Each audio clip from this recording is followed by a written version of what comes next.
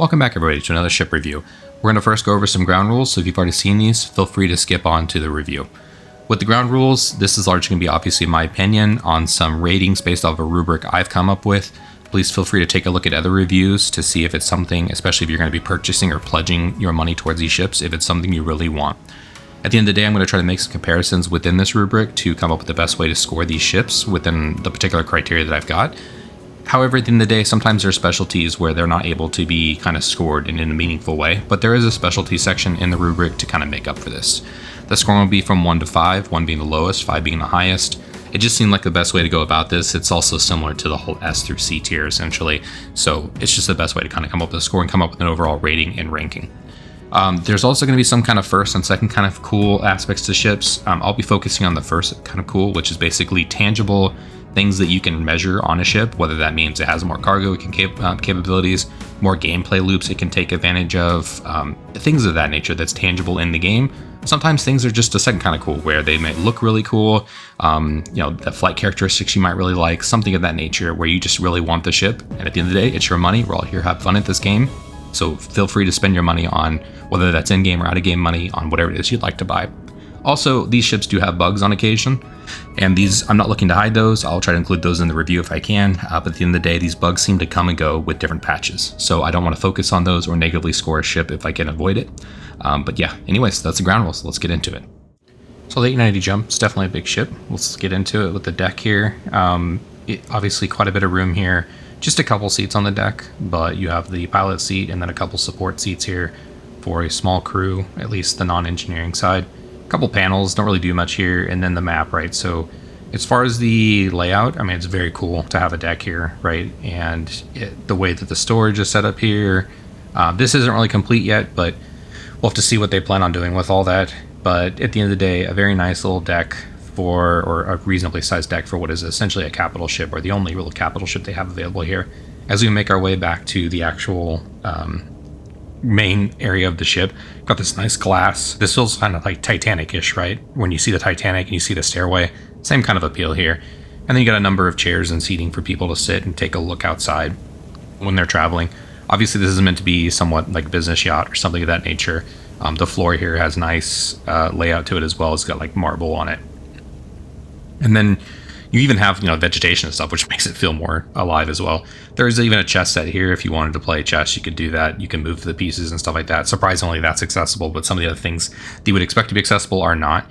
As you move into the back here, this would be like the main VIP seating area. I think it's meant to be like the captain's quarters, but it also could be like a main VIP's room, essentially, because this is like, people call it a space yacht. You can see here there's a number of areas where you should have food and stuff that you can get access to. Some of the ships, even the basic C8R, you can do that, but you can't do that here. So that's going to kind of hit the accessibility a little bit here, because that's kind of stuff that you should have access to, and they just need to clean that up and introduce that. So you have a nice bed back here, and you get your own bathroom, everything like that. So this is like the VIP suite, if you will, or a captain's quarters, right? And this also goes to kind of the accessibility. This isn't currently in game, but there should be some kind of lock on this door so that only that particular person has the code. You as the captain, either you give it out to somebody that's rented this room, or you yourself have the code to it. That way other people aren't just like transferring around in your room and taking stuff. As it is, it's not like this isn't really a well-founded gameplay loop, so there's really not a specialty here point either, because VIP transportation and stuff like that is just not really a thing yet. So again, here's the chess set. You can even play this. But this isn't unique to this ship. Even the MSR has stuff like this. So yeah, so we go back to the main area here. You can see that you can follow the stairway down to the next level. Again, this nice grand stairway is very cool. It reminds me of the Titanic. And then you move into the back here, and there's a bar area and lounge with restrooms and more seating. So again, there's like seating abound. The layout wise, this is pretty cool. Oh, sorry, this isn't the restroom. It's actually a couple of the rooms. So there's 4 rooms on this main area. There's one on each side of this corridor with its own bathroom. And then there's a couple in the front too that we'll get to as well, or as we move up. Actually, it's towards the back, if you will. It's a little storage here, things of that nature, but this is like one of the few rooms that people could maybe rent, again, if you're on a long voyage for whatever reason. Right now in Stanton, there's no need necessarily for this, right? But as potentially we get more star systems and it takes a while to get somewhere, this would be more meaningful. There's actually an elevator on the left-hand side here, which we'll take a look at in a second. I kind of hold off on it because it's currently a bug. So, and some of these bathrooms and stuff, this all seems like a bug as well, where it shouldn't be this dark in between, kind of like when you're going one area and the other. But we're going to show it, right? I mean, that's the intent of showing the current state of the game here. And this is part of the state where some of these areas are kind of blocked off by not loading in correctly, if you will. Obviously, there's no loading screens per se, but, you know, there is some content and loading that has to occur. Here's the elevator. Again, once you get close enough, you can see it, but up till then, you can't see it. You can call it, and you can get close to it to see it come in, but shy of that, like, it's, for whatever reason, it's just not working. And it's not always been that way. I think it was as 3.23 came out that it seems like it's been that way. But yeah, and again, these bathrooms as well don't necessarily load in correctly, but not the worst thing. At least you're not falling out into space, but at the end of the day, it definitely doesn't look good. I'm not going to hold it against it. Going back here to another bar, there's alcohol back here, but again, you can't access it, so it's not accessible. This is something that should be made available to the people that own this ship, especially given the price of the ship. Bunch of seating, and then you go towards the, this again is towards the front here. You can see, if you actually pull up your hangared ship, you can see it out the front here, kind of. It's a little dark out here, obviously, depending on the lighting. You may see it, but it'd be kind of cool to have some lighting out front there, so you can put a nice big ship out front there, because the hangar here actually, and we'll get to the hangar here in a bit, but I do give it a little bit of props on the hangar size, because it's probably I think it's the biggest hangar you can actually get a hold of that's an official hangar currently in Star Citizen. So it kind of gets a specialty point towards what would be equivalent to like being a carrier ship, if you will. That's one of the options here. Making our way down here, so this elevator makes it through the middle of the ship here and goes to quite a few places. We'll make our way down to the pool, but it also gives you accessibility down to the hangar and kind of like the lower deck and the crew kind of quarters. So down here, you do have a pool. Originally I thought this was making the sound, but it's not. There's another pool here as well. Not a pool, but like a waterfall and a spa. You can get in this water. I wouldn't go too deep in it, otherwise I think you die. There's no like swimming things that are in the game right now. Couple little cubbies here. This isn't quite a sauna. I think it's just kind of like changing rooms, if you will. I thought there were bathrooms as well, but and you got a couple elevators on each side here that also run down to different areas like escape rafts and stuff like that as well. So fairly decent layout. And then down here you do have like these saunas. So it's oddly a lot of saunas. I don't know why you would want this many based on how many crew and stuff you would have. So I mean, it's nice to have and it looks cool, but I don't know. This is another bug. I came into this room and it's a mess, right? So like I legit get kind of stuck in here for a minute and kind of lose track of where the door is, trying to turn my light on, stuff like that. I'm gonna leave it in here because honestly, that just shows how buggy some of the ships can be right now. And so yeah, it's like a restroom, I think, in there with like a shower. It's probably more like a pre-wash off shower before you get in the pool and stuff like that. But anyway, it's there. On the other side, you do have the waterfall. Unfortunately, the waterfall, that noise persists for quite a while. I don't mind it too much, but it seems like it leaves this room and kind of follows you more than it probably should. Nice little spa area here, and again, I do like that waterfall, and I don't mind that noise. I guess if you got to go to the restroom or something, it might be annoying to hear that all the time. On the sides here, you have the elevators as well. Again, you can get down to engineering. Actually, this is straight up engineering, and then there's a walkway. But here's those escape rafts and things of that nature. These are those elevators that lead up to where we were before, and these aren't just escape pods. These are legit to be like rafts. But again, another accessibility hit here where they don't work. They don't do anything. So it would be cool if they worked, but they don't. So it would be cool to use them like as a landing craft, right? So like you land on a planet, or maybe you're at top of a planet and you want to send people down, send them to the escape rafts. I think renaming them from escape rafts to I don't know, you wouldn't want to call it pods, but then there's also a stairway you can head down as well to engineering. Engineering, all that stuff's just lower level. That's where the engines and stuff are, and we'll get down there in a minute. Same thing, elevators, you can get to these escape rafts, so that's kind of decent accessibility. But at the end of the day, all these big, like this big walkway here, kind of messes with the accessibility a bit as well, because you have to kind of run through this grand design in order to get to, the deck and whatever it may be, back to flying. So here's these other two of the 3 and 4 rooms. They're a little bit further in the back here. They're similar in a way to what you had up towards the front. They have a little more room up here, but there's one on each side. So definitely a cool layout. I give, I'll just show, so I have a score of 4 for the accessibility and layout for the 890 jump.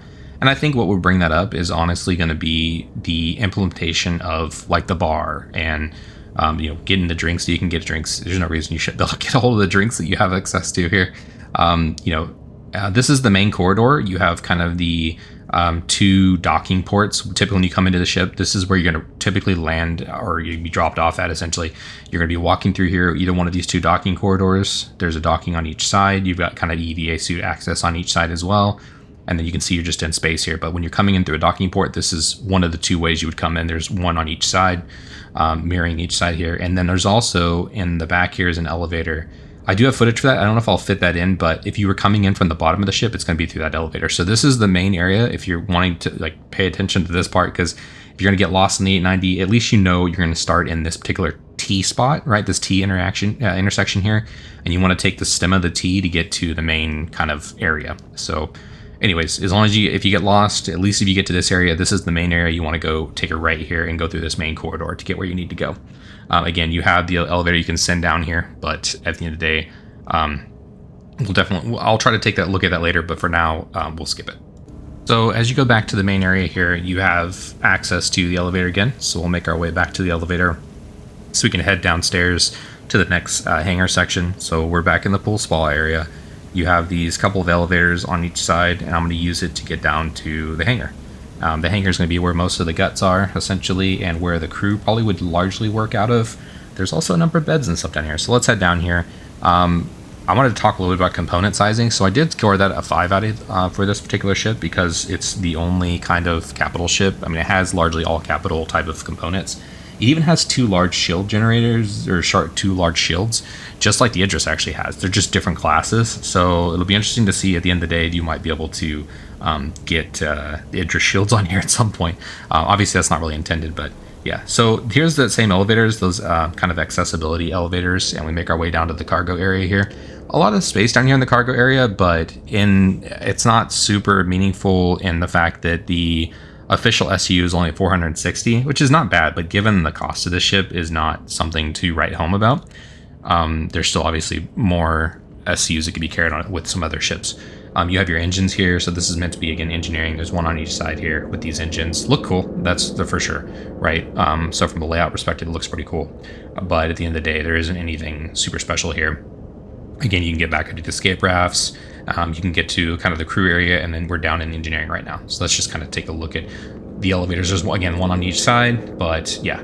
Back to the components. Again, I gave it a 5, just given that there's large components here that really help support the ship, and it's unique in the fact that it's essentially like a capital type ship here. You can send your elevator down here. This is where you can load up your cargo, and you can put cargo in here as well. Here's like the main power plant, if you will, and then this would be where more engineering would occur. But these screens and stuff, again, back to accessibility, it's just not implemented correctly yet, so there's really nothing here that can be done. Back into, I would kind of score with a specialty part here. We'll come back to this, but I kind of give it a 3 here, just given the fact that with the shields and stuff being large, it's specialty, and the fact that I kind of gave it a point with it being the only capital ship that's available right now. And we're going to get to the hangar, and the hangar, I think, is where this can shine a little bit more too. I gave it a little extra point because, again, it's like the only carrier that's really available currently in the game, at least the way I see it. Cargo here, obviously, it's pretty average. It's big, but given the size of the class of the ship, I think it's average. So that's where I give it more of a 3. And utility, it doesn't really get any bonus points for utility. It's just, it gives some cargo capability. This is the ladder we saw earlier, so we'll just take this up to kind of the engineering area. But yeah, back to the kind of cargo and utility. I'm not seeing anything extra special here. It seems fairly average. I'm not trying to be brutal with these scorings, but I want to keep it so that it's realistic, right? And we're keeping everything fairly relative. And given how big this ship is, I think the cargo and utility is lacking. I try to fall down the ladder here to take damage so I could show the medical bed, because that's where another specialty point kind of comes in, where this is one of the few ships that does have a medical bed.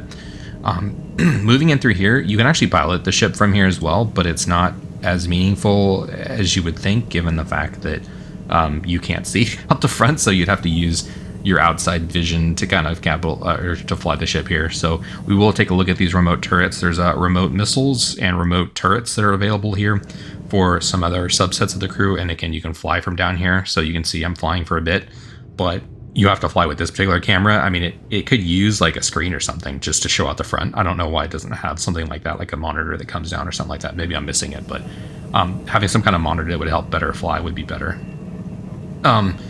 Scoring wise, as far as like the flight and combat, I'll kind of show that part here, but you have some combat capabilities down here, but you're restricted to waiting upon your crew. I gave it a 4 because even as a capital ship, it gets around pretty good given its current size, and I feel like it'll probably be one of the faster / better maneuvering capital ships. We'll have to see if that will maintain to be that way or not.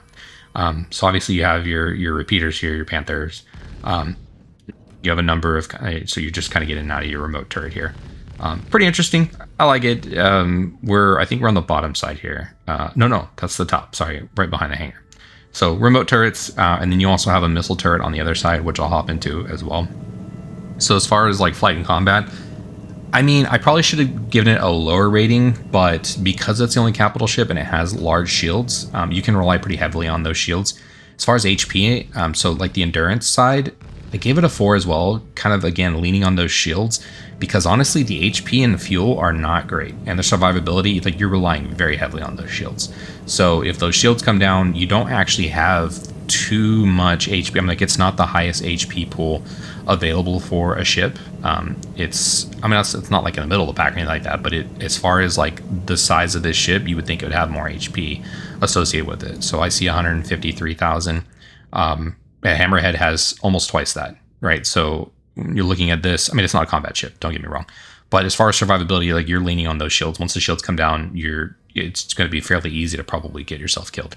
And that's been my experience so far. I have taken this out with an NPC crew by taking it over on the Vaughn mission. So this is a ship that can show up for Vaughns, and so it is something you can take over and have an NPC crew for if you want to take that mission on. Fuel wise, 15 million on the hydrogen side, so it can scoot around for a long time on just its primary thrusters. As far as QT fuel is concerned, it's kind of low. It's kind of lackluster at 25,000. Like the A2, for example, is much closer to 100,000. It's got like 88,000. So on the 25K, it's not as big as you think it would be. So once you start making your way through the decks again here, or deck down on the hangar area, so there's a number of escape pods. I think this is largely meant for the crew down here. So if you have crew or people that are down here for whatever reason, again, the bottom part, there's some rooms down here, but I think it's largely meant for the crew itself. So you do have a kitchen as well down here. So again, the kitchen is not super accessible, and there's even a fridge. So you make your way back through here. There is a fridge, but again, all of this stuff is inaccessible, unfortunately, for now. So this is something that needs to be updated. It would be nice when it's updated so that you can make more do with the ship. I got a little turned around here, but we'll make our way back out to the main corridor you can head back that way. Here's the elevator as well if you need to kind of move around. I like how it has the spa and everything like that listed of which floors you need to go down. But yeah, so again, kind of a cool little lobby section here. And this, I don't know if these beds are meant for the kind of customers or the crew. And it could be a mixture of the two, right? So I would foresee more of like crew beds down here, but it has a nice little eating area. Nice little layout. I generally like it. All these rooms are basically the same. So nothing super special about all of these. So we're not going to go through each one, but you get the idea. And then a number of bathrooms here, more like community bathrooms where there's a bathroom shower kind of combo going on for each one of these. And you can take a look at the mirror there to see your vampire self. At the end of the day, nice little bathrooms and a nice little area which again, I think is largely for the crew.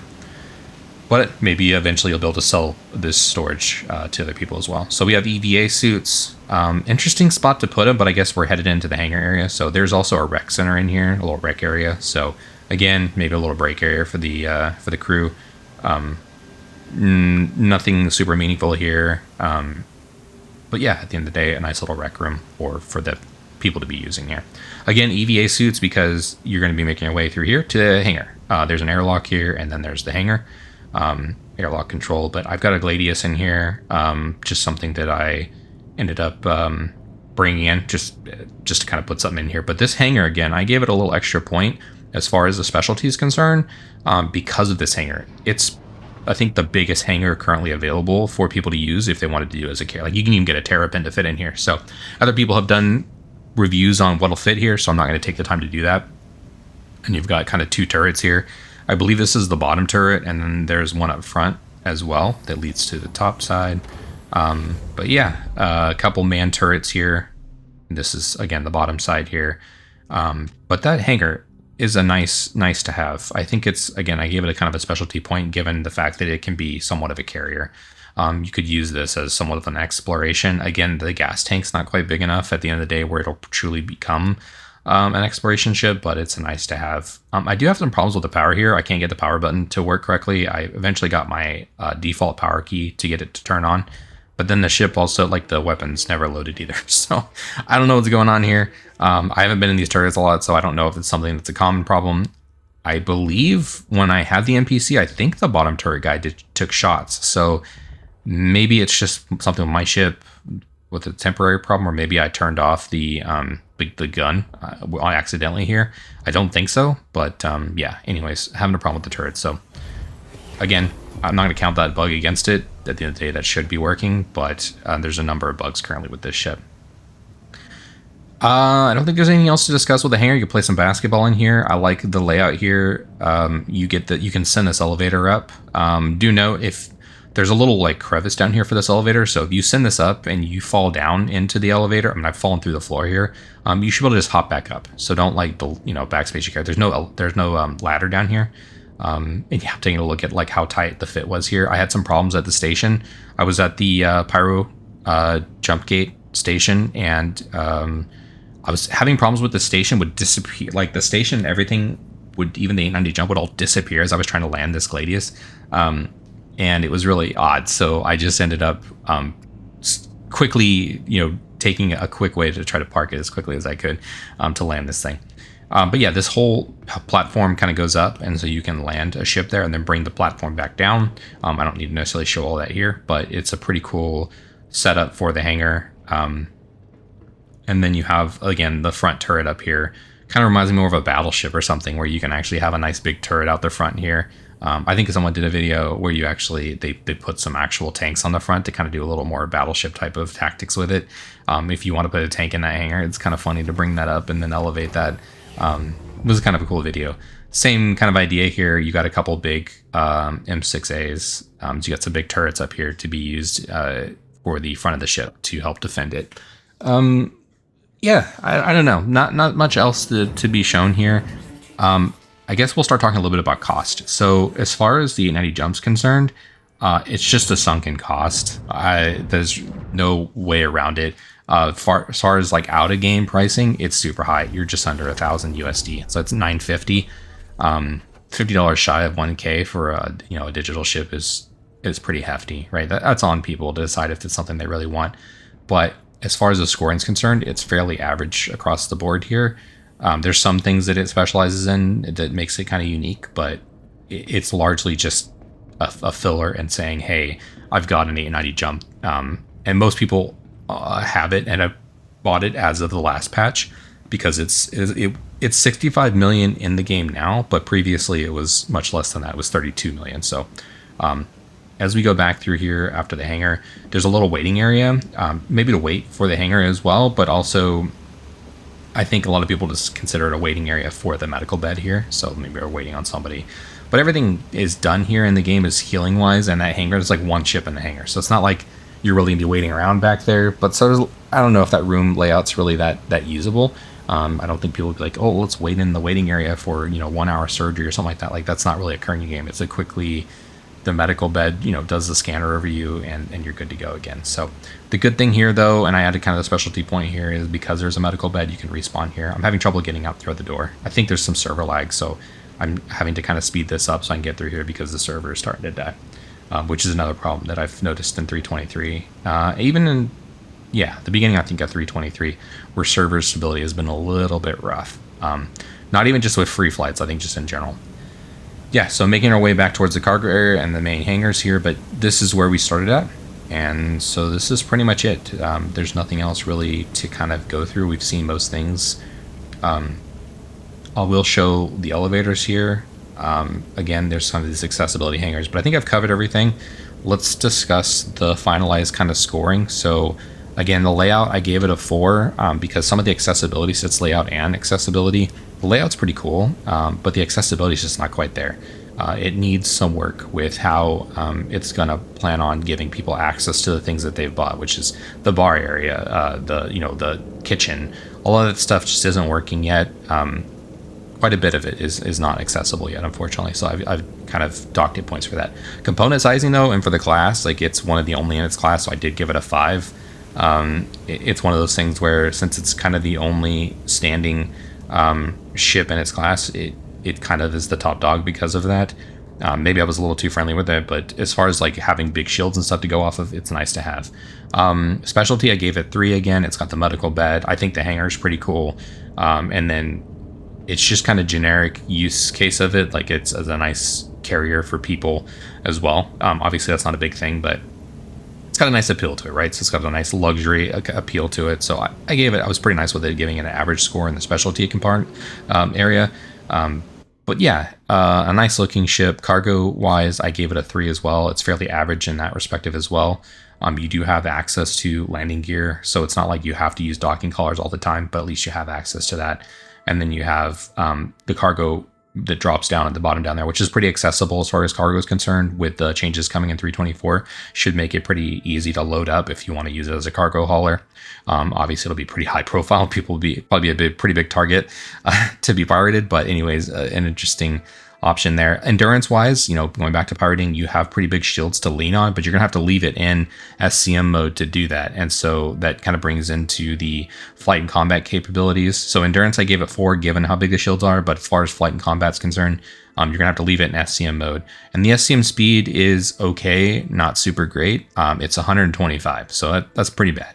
But given the size of the ship, it's faster than something like the Starfarer, about the same speed as the Caterpillar. It's a little bit slower than the Caterpillar. So to kind of give you a reference point, if you have one of those ships, it's not very fast with SCM, but you're going to have to rely on those shields. So trying to get it to a place where you can get away would be nice, but you're going to need crew with you to help you out to get away.